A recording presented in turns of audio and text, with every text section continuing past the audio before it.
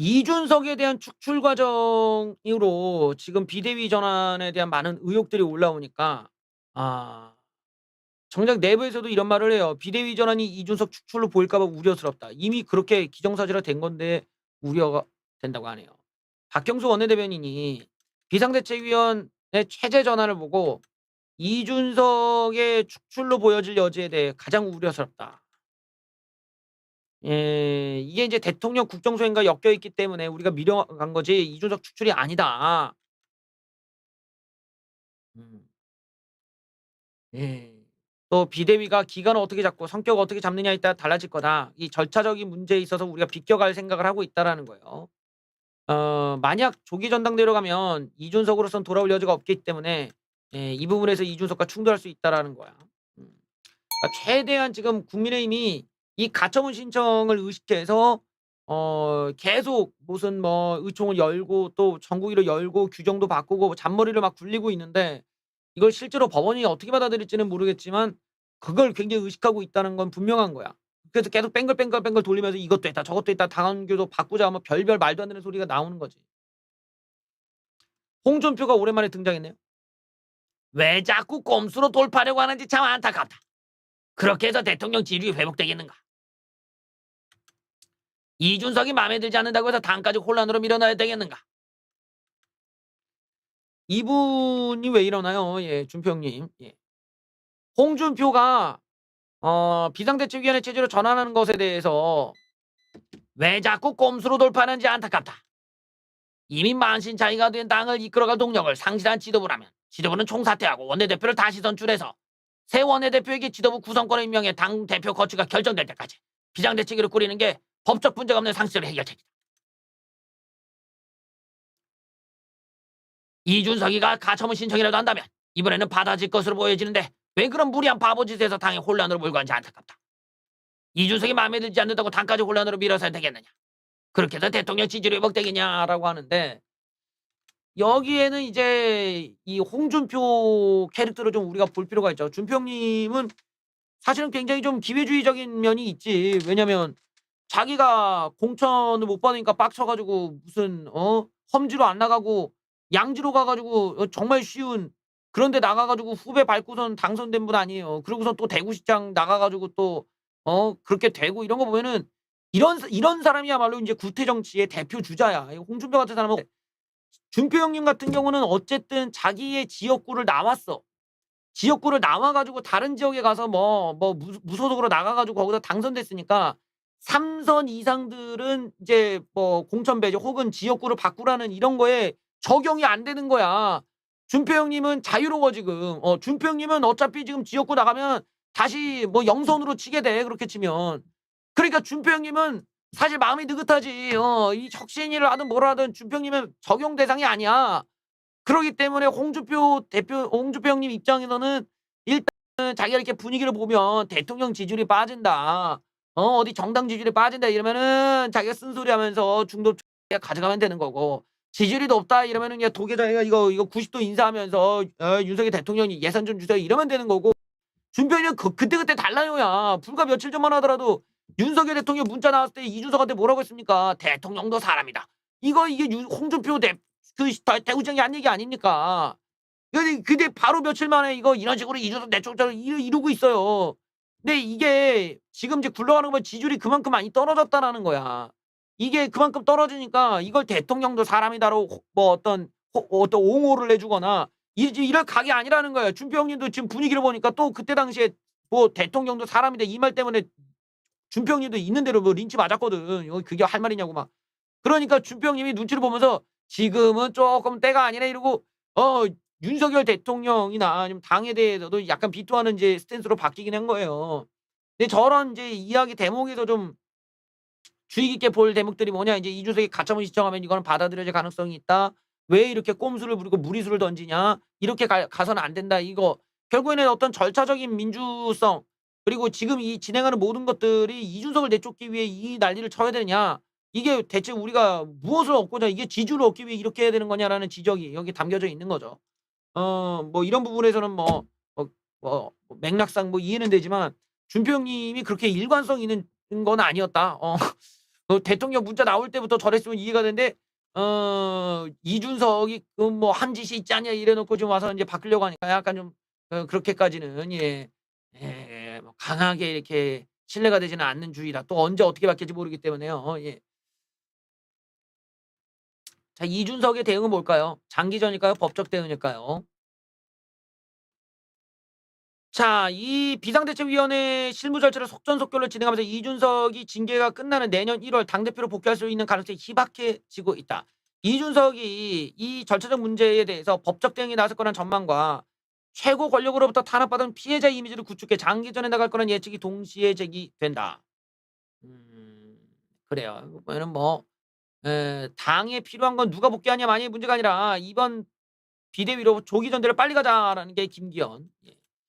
또 뭐 조혜진, 하태경 등은 이준석의 복귀를 막지 않는 범위에서만 비대위로 운영해야 된다.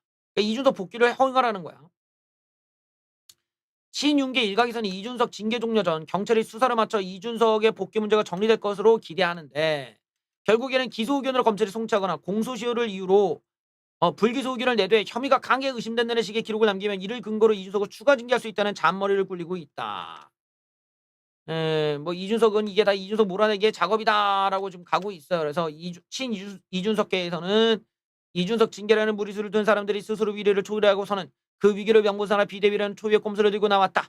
그저 꼼수 비대위라고 쓰고 이준석 당대표 제거 작전이라 읽으면 된다라고 썼다고 합니다. 가처분 신청이 기각될 경우에는 이준석이 회복하기 어려운 정치적 타격을 입기 때문에 쉽사리 쓸 카드가 아니라는 반박도 나온다. 여당 지도부가 이렇게 잔머리를 굴리고 온갖 과정을 총동원하는 것도 이준석의 법적 대응에 나설 거라는 것에 대비하는 안전판을 마련하는 차원이었다. 일단 이준석을 지켜보고 구체적인 대응책은 나중에 나올 것으로 보인다.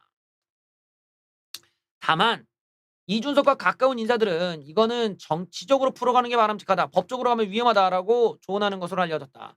일단 친윤계로부터 탄압받은 피해자는 이미지를 키우자라는 것이다. 전투에서 졌다고 전쟁에서 지진 않겠다라는 쪽으로 가자는 거죠.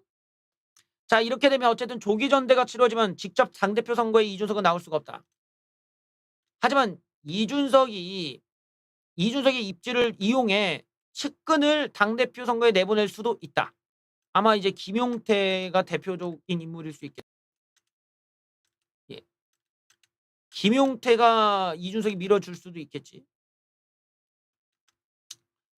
그렇습니다. 이준석 대리 주자를 내세울 수 있다. 당심칠 민심삼으로 대표를 선출하기에 당선되려면 민심에서 압도적으로 이겨야 되는데 이준석만큼 국민 여론조사를 독식할 대체제는 보이지 않는다.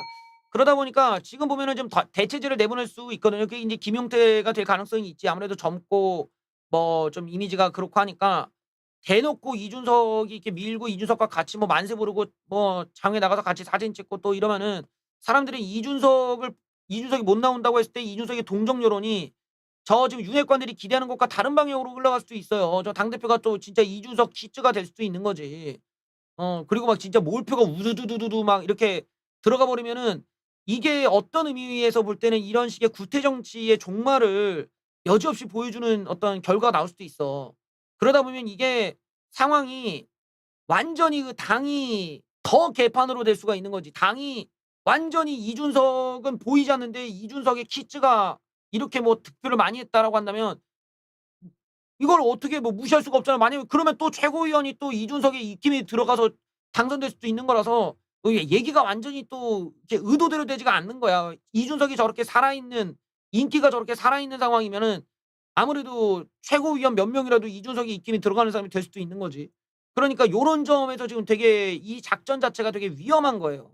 이 작전 자체가 위험하고 결론적으로 이 윤핵관들이라고 하는 이런 구태 세력의 어떤 이 정치력 또는 이 사람들의 어떤 인지도 또는 이 사람들이 뭐라고 할까 어떤 대중성 뭐 이런 것들이 현저하게 뭐 정치적인 실력도 이준석에 비해서 현저하게 떨어지는 이 와중에 이제 어떤 이런 그 조기 전당대회가 과연 이준석은 제끼더라도 이준석의 영향력을 제낄 수 있냐에 대해서는 또 생각이 달리 갈 수가 있죠. 특히 최고위원을 그러니까 당대표로가 안 되더라도 최고위원 쪽으로는 이준석의 입김으로 넣을 수도 있기 때문에 조기 전당대회 이후는 그렇게 희망적이지 않을 수도 있다. 이거 지금의 내 얘기가 조기 전당대회를 조기에 못할 수도 있는 이유가 될 수도 있는 거예요. '야 이거 하자니 오히려 이준석의 입김이 더 들어가는 거 아니야?'라는 우려 때문에 전당대회를 더 미뤄버릴 수도 있는 거야.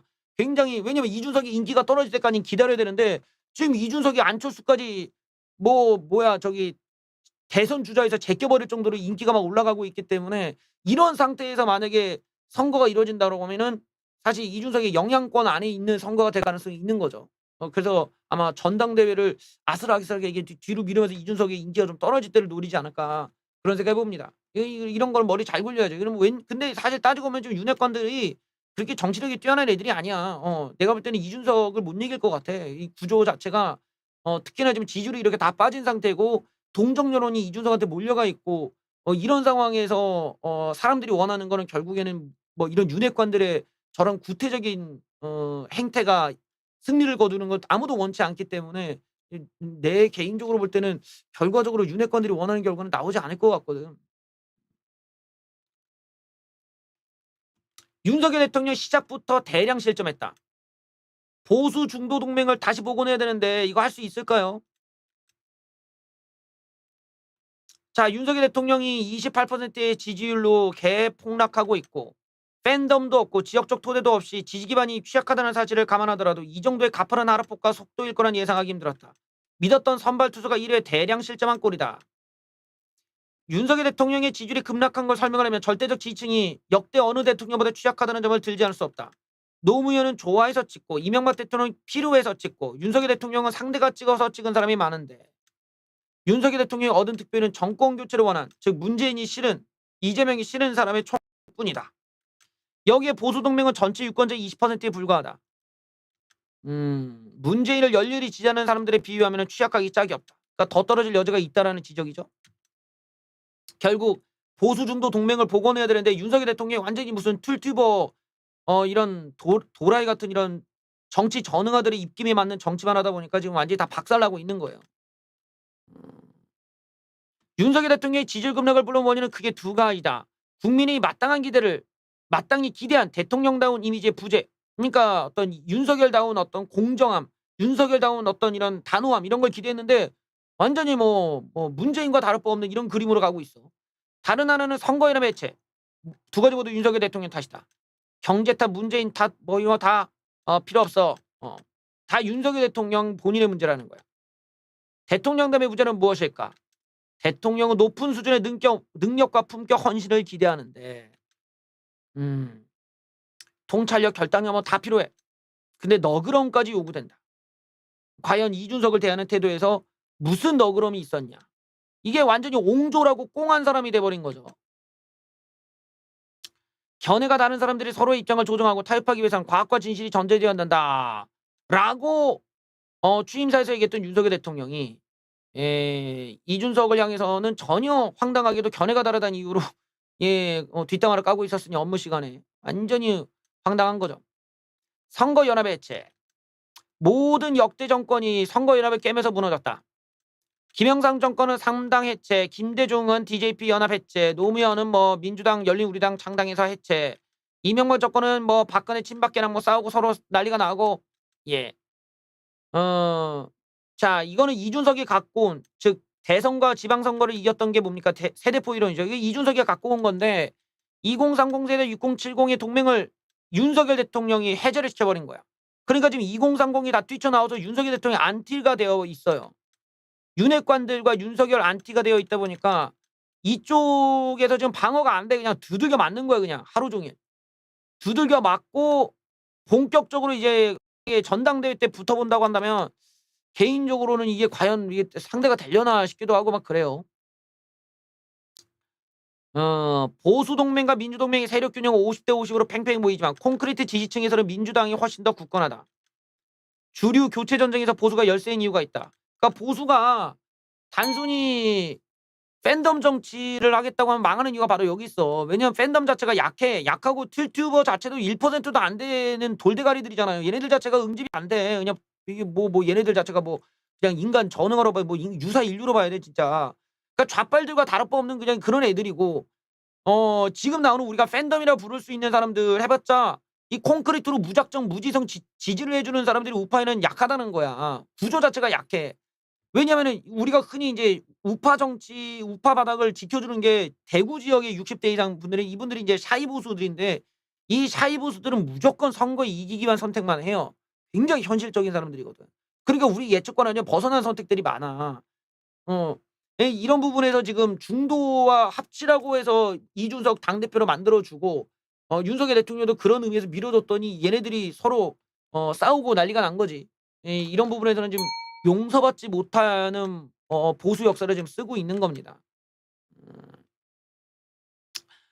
자, 이런 한국의 유권자 지형을 거칠게 분류하면은 30, 23 30 에서 마이너스 20 에서 마이너스 30 에서 마이너스 20 이야? 아니. 30, 20, 34, 30, 20이다. 이거는 뭔 일이 있어도 민주당을 찍는다. 요게 30%층. 20%는 민주당을 찍지만 상황에 따라서는 보수 중도로 가는 사람들. 대체로 보수를 찍지만 경우에 따라서는 진보 보수로 가는 사람들. 그러니까 요 20과 요거. 그러니까 민주당은 30%의 콘크리트. 우리는 20%밖에 없다는 겁니다. 자, 문장은 볼 거 없고. 지금 문장이 지지율 최저치가 29% 이게 콘크리트 30%를 말하는 건데 윤석열 대통령이 문재인 정권처럼 똑같이 하겠다고 하면 지지율은 20% 초반대로 떨어질 수 있다. 그래요. 문재인은 그렇게 했지만 윤 정부는 그렇게 하지 않겠다고 하면 40%로 회복할 수 있다. 국민 통합을 위해 민주당과 모든 걸 함께 풀어가겠다면 50%를 넘을 것이다. 그래요. 이게 윤석열 정부가 굉장히 큰 실수를 한 여러 가지 지점 중에서 지금 여기에 지적은 우파와 중도의 동맹 그리고 우파와 우파끼리의 동맹을 윤석열 대통령의 잘못된 인성 또는 뭐 쪼잔한 어떤 성격 뭔가 잘못된 복수심에서 이 모든 것들을 다 찢어버렸다라는 거야. 이준석이 마음에 안 들어도 윤석열 대통령이 후보 시절에 이준석의 손을 잡고 같이 갑시다라고 외쳤듯이 그런 포용력을 대통령이 돼서 보여줬어야 되는데 대통령이 돼서 애를 갖다가 뒷담 하나 까고 있다 보니까 그런 대통령의 인성 이거는 대통령에 대한 실망이 아니라 인간 윤석열에 대한 실망이지. 인간 윤석열이 저렇게 쫌스러웠나? 인간 윤석열이 저렇게 치졸했나? 인간 윤석열은 왜 저렇게밖에 속에 저렇게 좁은가? 왜 후보 때 보여줬던 모습은 다 거짓이었나? 연출이었나? 연기였나? 이런 의혹과 의문을 갖게 만들었다는 점에서 잘못된 거야. 대통령 이전에 한 사람으로서 인성의 문제가 지금 거론되고 있는 거야. 우리는 이런 사람을 존경하거나 받들어 올리거나 막 지지하거나 이런 게 이제 애매해진 거지. 어디 가서 윤석열 대통령이 지지한다고 하면은 야 너도 참 성격 대단하다. 그 뒤에서 그렇게 뒷담화하는 사람을 지지한다고? 이러면 할 말이 없잖아. 그러니까 이런 부분에서 윤석열 대통령이 풀어줘야 된다라는 거예요. 그거를 국민들 앞에서 뭐 업무 시간에 그런 뒷담화 문자나 보내고 있는 이런 쪼잔한 이런 잘못된 행태에 대해서도 국민들 앞에 사과는 해야 되지만 그냥 이준석을 만나서 국밥 먹여 그냥 예전처럼 국밥 먹이고 뭐 "오해가 있으면 풀자." 이러고 뭐 "내가 쪼끔 기분이 그때 나빴는데 뭐 이런 거 우리가 같이 풀고 가면 좋죠. 내가 이준석 대표 뭐 믿고 이런 일 한번 맡겨 보겠습니다." 이러고 서로 그렇게 가면 되잖아. 왜 일을 자꾸 같이 선거 때 고생하고 선거 때 같이 이룬 사람들끼리 싸움을 만드냐. 그리고 그 싸움에 대통령이 왜 개입을 하냐. 이거는 굉장히 잘못된 정치야. 이건 정치가 아니야. 이거는 마치 대학교 때 어디 여자애들끼리 벌레 옷 봐 가지고 막 싸우듯이 말이야. 뭐 여기는 뭐 단발머리파, 여기는 뭐 긴머리파, 저기는 뭐 쌍꺼풀 수술파 이래 가지고 나 가지고 그렇게 싸우고 막 그랬던 것처럼 그런 유치한 정치질이라는 거야 그런 거는. 너무 수준 낮은 정치는 이건 정치질이야 정치질. 정치가 아니지. 어? 내가 그런 걸 보고 애들한테 내가 막 그랬어. "난 너희들 다 내 타입이 아니다. 너희들 다 아무리 날 좋다고 하지만 너희들 다 내 타입이 아니다. 어 나는 어 나는 돈 많고 예쁜 여자 좋아해." 이랬더니 애들이 다 서로가 다 친하게 지내더라고. 그것처럼 윤석열 대통령이 해결해 주셔야 되는 거예요 이거는. 이런 갈등을 갖다가 대통령이 더 들쑤시고 막 "이준석을 더 내쫓아라." 막 더 불을 막 지피고 이래 가지고 어떻게 국민 통합이 됩니까? 당장 눈앞에 있는 자기랑 선거 때 고생했던 사람과도 화합을 못 하는데 무슨 놈의 국민 통합이야. 이런 정치 하시면 안 돼. 이거는 정치가 아니라 이건 정치질이고 이거는 사실상 너무나 구태스러운 거야. 이런 대통령은 달라야죠. 대통령은 포용하고 싫어도 안고 그러고 가야지. 이거를 자기가 그런 식으로 다 속마음 다 드러내고 티를 내면은 이건 뭐 이건 인성이 드러났기 때문에 안 돼요. 윤석열 대통령께서도 이건 빨리 보완을 하셔야 됩니다. 안 그러면은 이 방향이 언젠간 이준석한테 크게 당해. 이준석 같은 애들을 이 지금처럼 이렇게 막 동정 여론이 강해 갖고 키워주면 안 돼요. 이거 언젠간 당한다고. 그리고 생각을 해 봐. 이준석이 만약에 윤석열 대통령을 갖다가 뭐 어떻게 심판을 하거나 어떻게 뭔가를 가할 데미지를 가할 수 있는 위치가 된다면 그때는 좌좀들이 만세를 부르고 할 거고, 이준석 그러니까 윤석열 대통령이 실망했던 우파층까지 만세를 부르면은 지금도 지지율 조사에서 거의 60-70%가 다 윤석열 대통령을 비토하는데, 이러면은 더더욱 그 이준석 쪽에 어떤 당위성이 생기기 때문에 이렇게 적재적으로 가면 안 돼. 적을 늘리지 마셔라. 포용을 해야 되고, 그 포용을 하는 데는 국밥집에서 국밥에 소주 한잔 하시면서 이준석과 깍두기를 나눠 드시면서 얘기하시면은 잘 해결되고 그걸로 우리는 다시 올라갈 수가 있는 거예요. 근데 지금 이런 부분에서는 인제 인간적인 실망을 한 사람들이 많기 때문에 이걸 좀 보완해야 됩니다. 그게 이제 대통령의 진정한 실력이겠죠.